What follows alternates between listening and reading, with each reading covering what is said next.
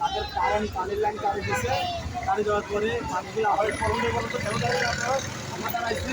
এই আমাদের দুদিন যাবত পানির লাইন নাই, পানির লাইন কাটি দিচ্ছে, কারেন্টের লাইন কাটি দিচ্ছে। এই জন্য আমরা ব্যবসার কাছে আসছি এদের সমাধানের জন্য। পানির লাইন কাটি দিচ্ছে এই ওয়াকিং বলার গ্রুপের পাওয়া এই জন্য আমরা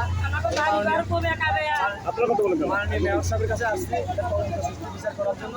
আমাদের ঘর বাড়ি হামলা করতেছে, মানুষ মাথা ব্যথা পারতেছে না, পাথর মারতেছে, শরীরে দৌড়াদৌড়ি করতেছে। আমার কাছে এখন ভিডিও আছে, আমি ভিডিও দিচ্ছি আপনাদেরকে।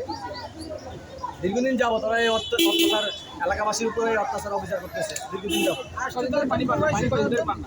আজকে 15 দিন যাবত পানি নেই এলাকায়, কারেন্ট নাই, পানি নাই, তারা পানি লাইন কাটি দিচ্ছে।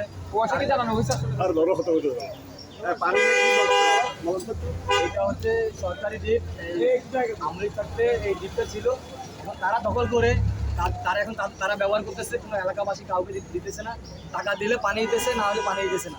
জোর জবরদস্তি করে টাকা নিতেছে, অ্যাডভান্স দিতেছে, তারপর যদি কেউ টাকা দিতে না পারলে তাদেরকে জোর জবরদস্তি করে পানি লাইন কাটিয়ে দিতেছে। পানি দেন না, তো অবাক করে আমাদের ঘরে পানি দেন, কারেন্ট দেন, আমাদের ঘরে গেট খুলি দেন, আমাদের জায়গাটা বাঁধি দিছে একবার ঘর দুয়ার নাই। নিচে আবার বলেন তো দেখি একটু।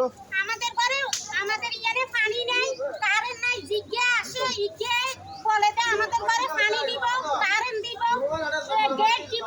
এখন কিছু আগে 3-4 বছর আগে আমাদের ঘর দুয়ারগুলো বাঁধি দিছে। আমরা এখন বাঙ্গা জায়গাতে আছি, রেল দিয়ে রেলের ব্রিজ আছে না, ব্রিজ বেড়া দিয়ে রেখে বলেন রেলের ব্রিজ দিছে। আমরা এখন উঠতে আসা যাওয়া করি। আমরা কিন্তু অসুস্থ হয়ে গেছি,